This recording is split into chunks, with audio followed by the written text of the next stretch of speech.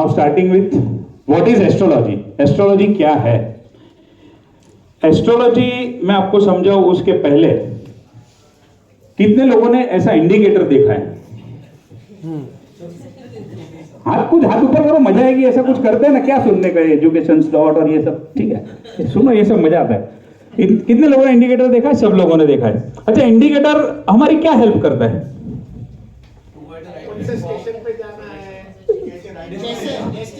मुझे जो डेस्टिनेशन पे जाना है वो डेस्टिनेशन वाली ट्रेन कौन से प्लेटफॉर्म पे आएगी, कितने बजे आएगी, कौन सी ट्रेन के बाद उसका नंबर है, और फास्ट है कि स्लो है, ये सारी इंफॉर्मेशन इंडिकेटर हमें दे देता है। अच्छा, इससे क्या होता है? हमारी जर्नी आसान होती है कि तकलीफ होती है?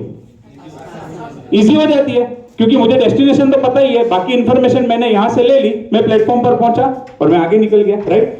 तो आपको क्या लगता है, इंडिकेटर हमारे लिए हेल्पफुल है कि मतलब बिना काम का है? क्या लगता है? हेल्पफुल होता है ना इंडिकेटर। देखो, सब लोग समझ गए कि अभी ये किधर झम करेगा तो कुछ लोग बोलेंगे नहीं अभी, तो हेल्पफुल होता है हमारे लिए इंडिकेटर, बराबर।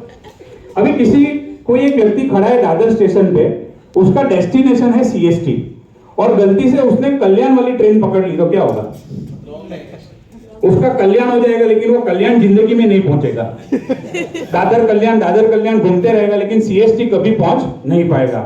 तो क्या जरूरी है, हमारे डेस्टिनेशन के ऊपर सक्सेसफुल पहुंचने के लिए हमें इंडिकेटर का सहारा लेते हैं। उसी तरीके से एस्ट्रोलॉजी जो है ना, आपकी जो कुंडली है, एस्ट्रोलॉजी है, वो इंडिकेटर है।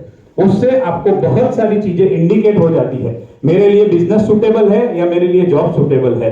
बिजनेस करूं तो कौन सा करूं? मेरे बिजनेस में ग्रोथ कब होगा, मेरे बिजनेस में डाउनफॉल कब होगा, मेरी शादी होगी या नहीं होगी?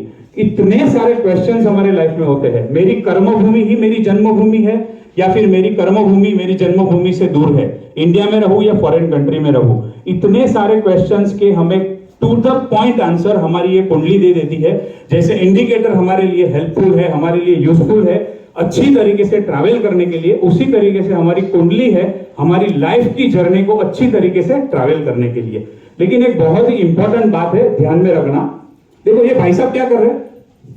म्यूजिक सुन रहे हैं। भाई साहब स्टेशन पे पहुंच गए, प्लेटफॉर्म पे पहुंच गए, लेकिन वो अपनी धुन में, अपनी मस्ती में है, मोबाइल में देख रहे हैं। अच्छा, एक बात बता दूं, ऐसे मोबाइल देख आप इंडिकेटर देख के प्लेटफॉर्म पे पहुंच जाओगे, लेकिन अगर आप गाड़ी पकड़ने की तकलीफ नहीं लोगे तो आप कभी डेस्टिनेशन पे नहीं पहुंच सकते हो। आपने एस्ट्रोलॉजर को कंसल्ट कर लिया, एस्ट्रोलॉजर ने आपको गाइड भी कर लिया, लेकिन गाड़ी पकड़ने का कर्म, आपका जो काम है वो आप ही को करना है। नहीं तो कुछ लोग राह देख के बैठते, बजाओ इच्छा हुई तो बजाओ ताली। कुछ लोग राह देख के बैठते हैं कि अभी एस्ट्रोलॉजर ही आएगा मेरे लिए, मुझे ही गाड़ी में चढ़ा देगा। ऐसा कभी कोई चढ़ाता नहीं है। प्लेटफॉर्म पे जाना है, गाड़ी खुद को पकड़नी है। अच्छा, बहुत बार एक सवाल आता है कि क्या हम एस्ट्रोलॉजी से हमारा भाग्य बदली कर सकते हैं? क्या लगता है आपको? हाँ या ना? कुछ इतना मैं सीरियस बोल रहा हूँ, इतना ऐसे सब देख, अरे हाँ या ना? नहीं कर सकते? कर सकते? नहीं कर सकते। वेरी गुड, सही पहचाना, बहुत होशियार लोग हैं। भाग्य हम कभी भी बदली नहीं कर सकते, लेकिन हम क्या कर सकते हैं? एस्ट्रोलॉजी हमें यह दिखाती है कि पानी का फ्लो कौन सी तरफ है। आपकी लाइफ में जो दशाएं है, आपकी लाइफ का जो समय है, वो किस तरफ है।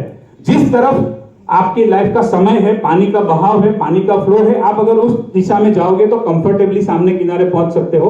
पानी के फ्लो से विपरीत दिशा में अगर आप गए तो ये हाल हो सकता है, और बहुत लोगों का हुआ भी है, मैं आपको आगे बताऊंगा। तो हमेशा हमें वाटर का फ्लो पता चलता है, उससे हम वाटर के फ्लो के साथ चलेंगे तो सामने किनारे अच्छे से पहुंच सकते हैं। लेकिन सबसे बड़ा प्रॉब्लम क्या है मालूम है?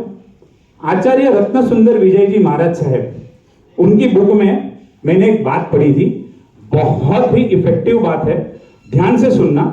प्रॉब्लम क्या है मालूम है? प्रॉब्लम यह है कि जब इंसान के पास जब पंख होते हैं तब उसके पास आंख नहीं होती है। और उसका मतलब क्या है कि जब इंसान के पास नेम होता है, फेम होता है, मनी होता है, हेल्थ होता है, वेल्थ होता है, सक्सेस, प्रॉस्पेरिटी, सब कुछ होता है ना जब उसके पास, तब उसके पास आगे देखने का विजन नहीं होता है, तब वो आगे की नहीं सोचता है। उसे क्या लगता है, जो कर रहा हूं वो मैं ही कर रहा हूं, जो कर रहा हूं वो मैं अपने आप कर रहा हूं, मुझे किसी की जरूरत नहीं है। और उसी के चक्कर में वो क्या करता है, किसी की बात सुनता नहीं है, फ्यूचर के सामने देखता नहीं है, अपने ईगो और एटीट्यूड के अंदर रहता है, ब्लाइंड रिस्क लेने लगता है, बड़ी बड़ी लोन लेने लगता है, अनएथिकल प्रैक्टिसेस चालू कर देता है। और वो धर्म में भी बिलीव नहीं करता है और शास्त्र में भी बिलीव नहीं करता है। बहुत लोग होते हैं ना, एस्ट्रोलॉजी मैं नहीं मानता, एस्ट्रोलॉजी ऐसा कुछ होता नहीं है, एस्ट्रोलॉजी कुछ काम का नहीं है। ये सब क्यों होता है? क्योंकि उनके पास आज पंख है और पंख के उड़ान उड़ रहे हैं, लेकिन उनके पास आंख नहीं है। जिस दिन वक्त की ठोकर लगेगी, जिस दिन वक्त की ठोकर लगेगी, तब आपके पास आंख तो आ जाएगी, लेकिन आपके पास फिर वो टाइम पे पंख नहीं रहेंगे। और ऐसे बहुत लोग होते हैं दुनिया में। ये कुछ एग्जाम्पल है। इनके पास जब पंख थे, तब उन्होंने आंख मतलब आगे का सोचने का सोचा ही नहीं। इन लोगों के पास वो टाइम पे, अगर देखो, एक तो ये लोग कोई एस्ट्रोलॉजर के पास जिंदगी में गए नहीं होंगे। अगर गलती से गए होंगे या किसी ने अप्रोच किया होगा, तो इन्होंने क्या कहा होगा? मैं मानता नहीं हूं, ऐसा कुछ होता नहीं है, अभी इतना अपना चल रहा है। लेकिन आज इनकी हालत क्या हो गई देख लो, एक एक के मुंह देख लो, क्या हालत हो गई उनकी। और इसके अंदर हमारा भी नंबर लग सकता है। मैं डेफिनेटली ऐसा नहीं चाहूंगा कि लगे, लेकिन लग सकता है, ऐसी हर एक पॉसिबिलिटी इसके अंदर छुपी है। अब देखो, ये भाई साहब को भी नहीं छोड़ा है एस्ट्रोलॉजी ने, यानी कुंडली ने, यानी समय ने। रतन टाटा जी हमारे कंट्री के बहुत ही सक्सेसफुल बिजनेसमैन, बहुत ही ऑनरेबल पर्सन। उनका सब बिजनेस चलता है, लेकिन एक बिजनेस उनका फ्लॉप हो गया। कौन सा?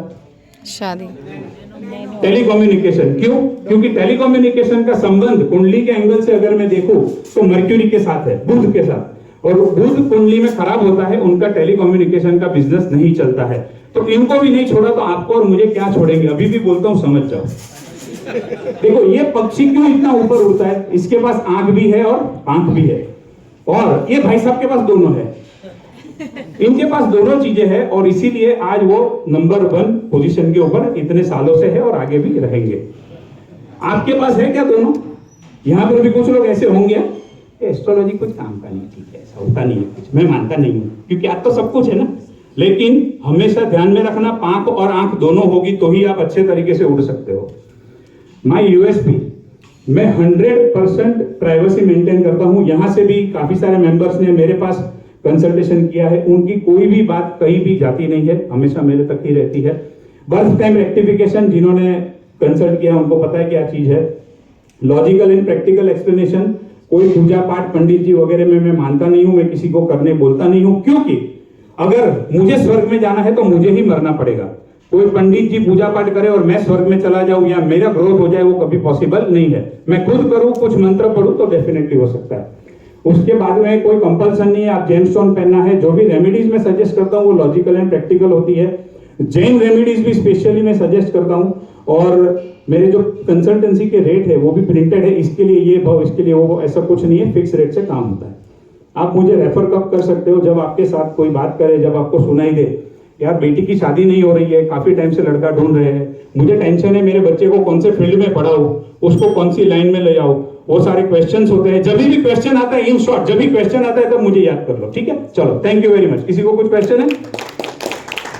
नहीं है? ये रहा क्वेश्चन है ना। हाँ, आपने एग्जाम्पल दिया टाटा का, तो बोर्ड ऑफ डायरेक्टर्स में तो कितने सारे लोग होते हैं, कि कुंडली के हिसाब से होगा ना कि एक ही जने की कुंडली। बोर्ड ऑफ डायरेक्टर में होता है, लेकिन ओनर कौन है?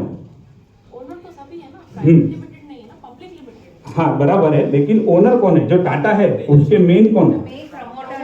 प्रमोटर है। हाँ, तो प्रमोटर एक नहीं है। देखिए कैसा होता है, जब ऐसी कोई भी कुंडली होती है, जैसे अपने ये बात करें अनिल अंबानी या मुकेश अंबानी या टाटा जी, तो उनकी कुंडली की इफेक्ट सबसे ज्यादा होती है। ये जो आप बात कर रहे हो, वो कंपनी को मैनेज करने के एंगल से लीगली जो है वो बात अपनी जगह पे परफेक्ट है, लेकिन वो इंडिविजुअल व्यक्ति का जो कर्म है, उसकी जो कुंडली है, वो सबसे ज्यादा इफेक्टिव होती है और वो सबसे ज्यादा काम करती है उसके अंदर।